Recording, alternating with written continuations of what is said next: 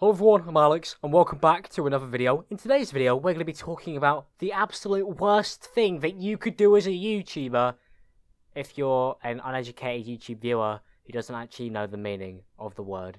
I was recently accused of clickbait, and I turned around, and to the surprise of the Twitch chat, to the utter shock and horror that was received back, I said, oh yeah, of course I use clickbait. Now, some people are going to get very upset with this video, and it's fine. Maybe it's because my approach to it is a no bullshit, this is how it is, this is why I do it, this is why it's not as bad as people say it is approach, and I can understand why people aren't going to like that, but I don't care, so we're going to do it anyway. First of all, I'm going to go on Google, and I'm going to bring up the definition.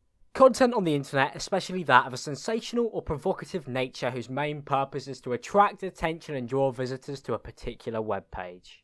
Now when I read that, I don't see anything that pops out at me that says, worst thing you could possibly do on YouTube, although certain YouTubers probably give clickbait a bad name because clickbait and misleading get crossed. Those are two lines you should not cross because they are totally different things from each other.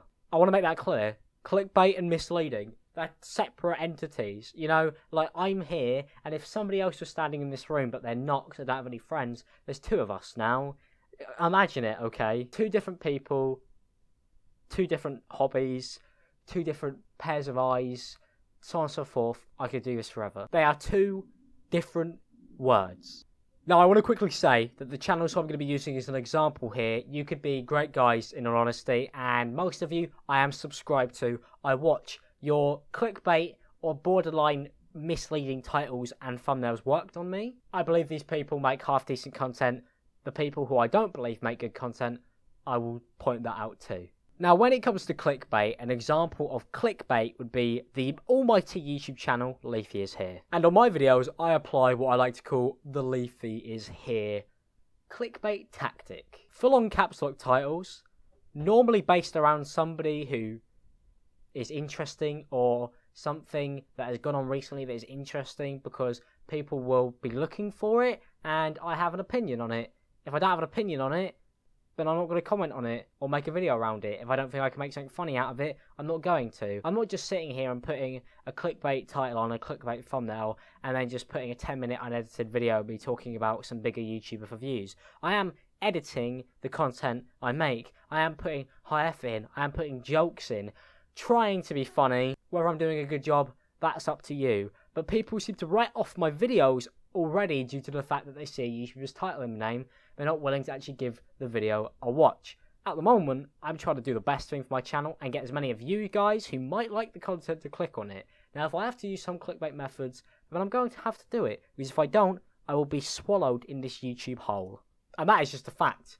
If you are not trying to make titles that people are going to want to click on, then you are not going to be seen. A large majority of all the YouTubers you watch clickbait. If you look hard enough, they do. One of the masters of clickbait is Neistat. And everybody loves Casey because his content is great.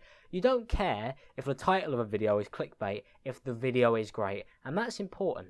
The first thing you will probably say is you baited me into watching this and your video was awful. Whereas if you're somebody like Casey who just produces top quality content, unlike me, then he's never going to really get the clickbait problem. Because people are like, hey, I clicked on this video, I was not disappointed. But if you click on one of my videos and you leave disappointed, then, yeah, I'm doing a bad job. You lose a right to clickbait if the content is not liked. But clickbait is not a bannable offence. Clickbait is not something that when I go live and I say 10k giveaways to new followers, that I should be attacked for. Because that's how it started. I was doing a 10,000 coin giveaway to new followers in my stream. Now, I titled the stream on purpose so that people would have the idea that maybe everybody who joined and followed was going to get 10k. It says 10k for new followers. But what I'm actually doing is 10k every single day to one person who is a new follower. So I am technically doing 10k to new followers. But at the same time, I suppose the title, if you want to read into it, which is not my choice, that's yours, that's your perspective, not mine. You can decide that's what the title means. But as the streamer, I already decided what the title means, but I've left room for you guys to generate ideas, because that is how clickbait works. If you see a title and you think what the video is going to be about and then you click on it, That's because you've had your idea of what the content's going to be about, and the title has created that, and then that creates intrigue, and that creates you wanting to watch a YouTube video, and that's how clickbait works. It's 20% me, 80% how you perceive the title. And with thumbnails, clickbait could be a massive pair of tits, or it could just be your favourite YouTuber's face. That's what I'm guilty of. I think that's better than just using women, though, because that's not sexist. That's just using people who are way more successful than me for views, and that's actually, no, that's pretty shit. But hey, I think that's clickbait explained. But now we're going to dive into something deeper.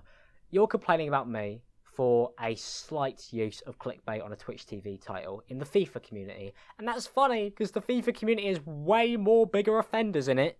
I do not want you to go and attack them. It's a 1 versus 1. That's okay. That's criticism. I'm saying, hey guys, you're clickbaiting, but this just gets to the point where it's like absolutely insane. So they can criticize me, I can criticize them. The moment other people start going to people's channels and just hating on them because of something I may have said, that becomes bullying, that becomes unfair. It's unfair for a group of people to attack one person instead of me versus the content creator. So please, this is my battle to fight, not your guys in any videos I make. Please keep that in mind. I just want to give you something to listen to and something that you might be interested to hear another opinion on. I don't want you to use it to fuel a hate train.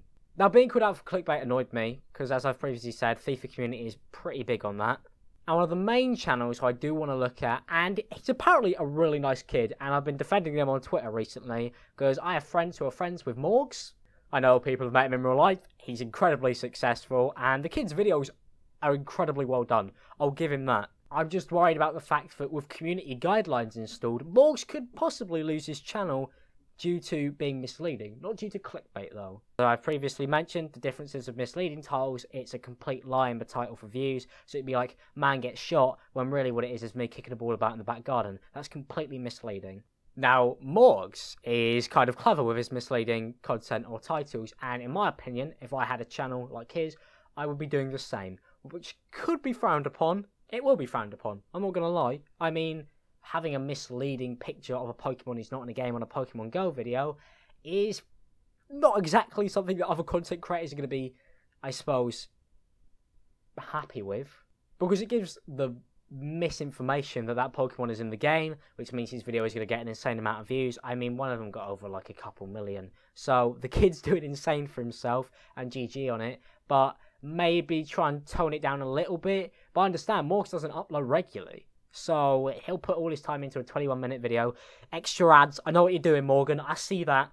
I'm on that too. I'm going to put my thumbnail at the end of this video to make sure it gets to about 50 minutes. I love money. Oh, fuck, I can't say that.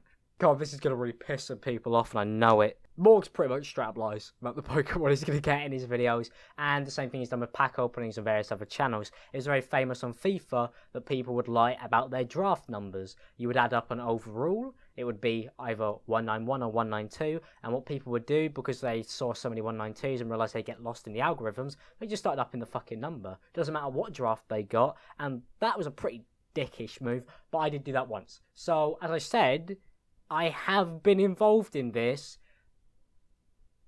but it's probably not something that I'm too proud of. I'm necessarily proud of my titles now, in all honesty. I would like to get to the point where I could just make a video called CSGO Gambling without having to add Syndicate, T Martin, H3H3, Phantom Lord into the title for it to gain any form of relevance. But my channel is not standalone yet, and that's the thing with creating on YouTube. You've got to move up the layers. Now, I feel like Morgz is at the point now where he could literally just upload him sitting down in front of the camera for 4 minutes straight saying nothing and pull 100k, because the kid is killing the game. But hey, why would you pass up on 2 million views if you know a simple thumbnail change could give you that? Now, Morgz does completely lie in his thumbnails, but not really, because it is still Pokemon Go related, so it's not completely misleading, it's just a slight use of misleading. A slight use of misleading garners him a couple million extra views. So is it his fault or the YouTube's fault? Because the YouTube, that's what it's called. I love uploading videos to the YouTube. Is it the YouTube audience fault for allowing for misinformation to basically garner millions of views compared to people who are making honest, genuine content about Pokemon Go? That's really a question of you deciding whether you should give Morgz views or not. Not up to him, So yeah, probably putting a Mewtwo in the thumbnail, or whatever the fuck Pokemon people want to see. Or chucking in a Zlatan Ibrahimovic, like I did in a Man United shirt, which I edited together piss poorly for a video, purely because I wanted to see how many views I could get if I totally clickbaited the shit out of a FIFA video, because I feel like testing the theory that lying gets you views would be an interesting one. It didn't. That's morally wrong, probably, on YouTube, and something that should be changed, and something that as content creators I feel like we should personally fight against. Now, let's talk about my titles and my thumbnails. My videos are clickbait because they attract attention. Now, the only thing that apparently is morally wrong, and is something that I've asked multiple people about, whether I'm doing the right or wrong thing, fellow creators of mine, because I believe if fellow creators don't agree with what you're doing, you should make an active change for it. I've DM'd multiple of my YouTube friends, asking them if the content I make is respectable on their grounds as fellow content creators. All of them have said, yes, Alex, keep on doing you. We like the videos. Doesn't matter if you put other people's YouTubes in the name, as long as it's relevant to the video, then that's okay, because it's not misleading. My titles aren't misleading, they're accurate. If I talk about Syndicate, I talk about Syndicate. If I talk about Keemstar, I talk about Keemstar. If I talk about Leafy, I talk about Leafy. I've chosen to make content on YouTube that I have personally enjoyed for years, and that will hopefully allow me to make more content in the future of different varieties. This is a gateway drug, and hopefully the content I can make in the future will be so great and be able to stand out from that I could use the content I'm making now to make better, bigger videos that generally just improved, that you guys like more. The more views I garner on YouTube at the moment, the better the content will become, because I'll be able to reinvest, and that would be so neat. I like making videos on the YouTube community. That does mean there will be other YouTubers' names in the titles. If you don't like it, please stop watching my content, because it's something I enjoy doing. I have so much fun making this, more than I ever did making FIFA pack opening videos. So there you go. There's a video on clickbait, what it is, why misleading content may be slightly wrong, well, definitely wrong, but, you know, to what extent. Would I call myself a villain? No, I would say I have very extreme clickbait titles, but I am far from misleading. Talk about Morgz, as I accidentally made this whole video on him. Didn't mean to expose you like this, Morgan. It's not really exposing though. Your clickbait's pretty obvious to see for everybody on the planet. I think the kid's a great guy from what I've heard. Honestly, his videos are enjoyable to watch. But the tactics used to garner the audience he has, from most creators, are seen as negatives. And that's not my opinion. That's the majority of the YouTube audience, I suppose. But hey, keep doing you, as long as you're not hurting other creators and you're not creating mass panic and bullying, then hey, carry on making the videos you want to make. I really hope that these videos don't send any hate towards any of those people, because I generally do not want hate sent to Leafy, as if he's going to get any hate. Morgz is probably something that, as a FIFA audience, is probably more likely to happen, or generally to Neistat, because they all make good videos. If you enjoyed, don't forget to leave a like, subscribe if you're new, follow me on Twitter maybe, and I'll see you guys next time. Peace out, have a good day. Thank you so much for the support in the videos, boys and girls. Peace.